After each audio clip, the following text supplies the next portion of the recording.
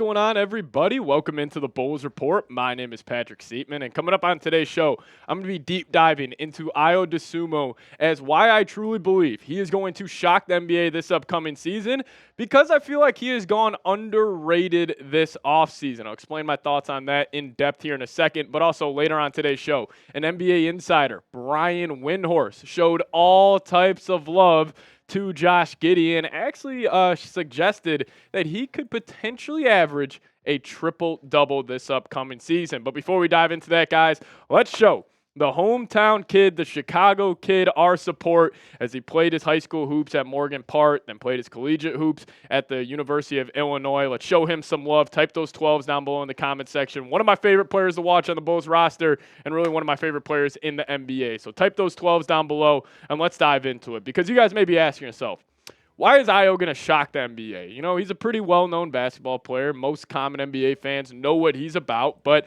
I saw this trade thrown out there by Bleacher Report a couple weeks ago, and it was the Bulls receiving Pat Connaughton and a 2031 first-round pick swap. That's it for Ayo. I think he has became extremely underrated this offseason, and you know, it's a shame because I thought Ayo necessarily didn't have a breakout year where he's going to an all-star level, caliber player. But I think he proved to, me and most Bulls fans that he is a high-quality role player, and he truly plays the game of basketball at an extremely high winning level. Like every move he makes on the basketball court, it just feels calculated. He plays hard, and we saw that jump this past season. Now, his rookie year was fantastic. He shot over 40% from three that season, but then in his sophomore campaign, he did come back down to reality. Still, the efficiency from the field as a whole was very solid, but in the 2022 year, you see it up on screen, he only shot 31.2% from downtown. The scoring output wasn't as high, but this past season, in only 29 minutes a game, and with him really not playing a whole lot at the beginning of the season, with still Zach LaVine, Caruso, Kobe, DeMar getting most of those minutes at the guard spot, he was still able to average 12 points a game, 50% from the field, and 40% from downtown. And why I think he's truly a great role player in the NBA is because three stats right here. His catch and shoot three-point percentage. On 4 attempts per game, 40.6%. Pull-up midi field goal percentage was at 51.7. Fantastic. That was the one part of his game where, specifically I saw that leap from year 2 to year 3 when he's coming off pick and rolls, bigs and sag coverage, and he can just rise up over the top and knock down a jump shot. He was fantastic there. But also, less than 10 feet, free throw line down, floaters, layups, dunks. He shot 58.4%. Now, what does Ayo offer overall as a basketball player? Number one for me, spot-up scoring. This dude was one of the best spot-up scorers in the entire NBA this past season. What is a spot-up possession?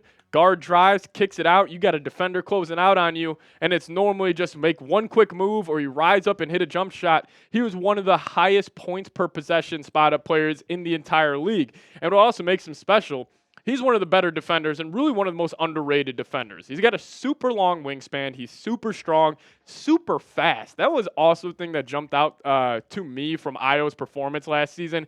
He is truly one of the fastest players in the NBA, and I'm not just saying that. It's not just my Bulls bias coming out right here, but when I would see him guarding up, going against elite-level guards, he would be able to hold his own just because of how quick he is laterally, and I think that speaks to his great transition play.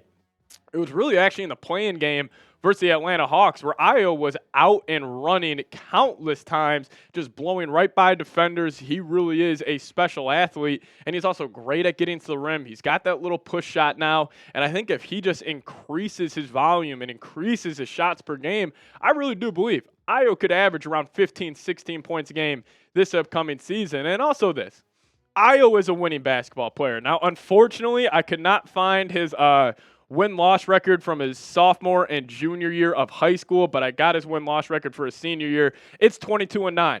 Then he turned U of I into one of the better college basketball programs in the nation over the last couple of years. Where in 3 seasons, he was 57-38. More specifically, that one year where Illinois was the 1 seed, ended up losing to Loyola Chicago in the second round. But that team was special, and Ayo was the driving force for that. And that's why it gets me to this. So I wanted to drop some Fetty rankings. And what do I mean by Fetty rankings? I mean the top 5 players on this Bulls roster where I could truly see confetti raining down on them and winning an NBA championship. This doesn't have to be with the Bulls, but if they went to another organization, pretty much who plays the most winning brand of basketball. And I actually got Ayo at number 1 over a guy like Kobe White, who I have at 2. Now, Kobe White is a better player in a vacuum than Ayo, no doubt about that, but I just think his style of play, being that, scoring combo guard, we necessarily haven't seen that translate to winning basketball over the, recent NBA history, in my opinion, where a two-way guard like Ayo, you see them on every single championship team, like the Bruce Browns, the KCPs of the world. Like, that's really where Ayo, I think, is. And then number 3 for me, I got Patrick Williams, 3-and-D wing, good size, can put the ball on the deck, really good three-point shooter. Obviously, he just needs to increase his volume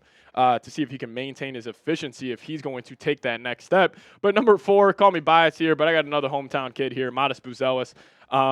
Again, just the same style of play, like the archetype of player he is of that 6'10 kind of point forward type of build. We have seen those types of players always translate to winning at every single level in basketball. And then number 5 for me, couldn't really find another player. I didn't really feel comfortable putting Josh Giddey on this list, but I went with Jalen Smith. A guy who can play some big 4 for you, can stretch the floor, but he can also play some small ball 5 and still offer some rim protection. So those are my 5. Again, I call these Fetty rankings here. If you guys don't know, it's just the top 5 players on the Bulls roster who I really do believe could win a championship in their NBA career. But speaking about Ayo next season, predict his stat line down below in the comments section. Off the top of my head, I wasn't planning on doing this, but I'll go 14.5 points per game. I think the assists are going to stay relatively the same. I'll go 2.8. Rebounds, I'll go 4. And then I think he's going to be efficient as well. I'll just go 50-40 again for Ayo for the second straight year. But you guys let me know your thoughts down below. Now, coming up next year, I want to share with you guys what Brian Windhorst had to say around Josh Giddey as he was showing him all types of love. But before we dive into that, got to give a massive shout out to today's presenting sponsor, and that is Prize Picks. Prize Picks is America's #1 daily fantasy sports app with over 5 million active members. Now, they have a sweet deal going on for week 1 of the football season where one Caleb Williams passing yard gets you 1 win on Prize Picks every week in September. That's right. Only 1 yard gets you an automatic win every football weekend in September.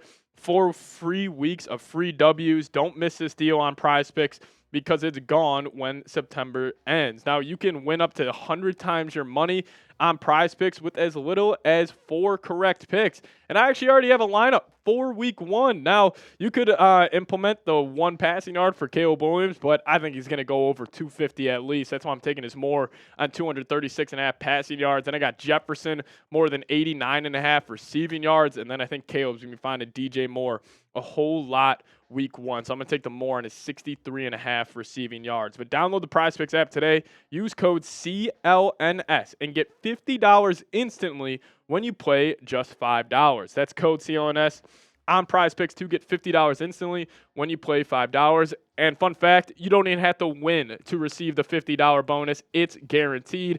Prize Picks, run your game. I'll put that link for you guys in the comments section and description of today's show. But shout out to Prize Picks for sponsoring today's edition of the Bulls Report.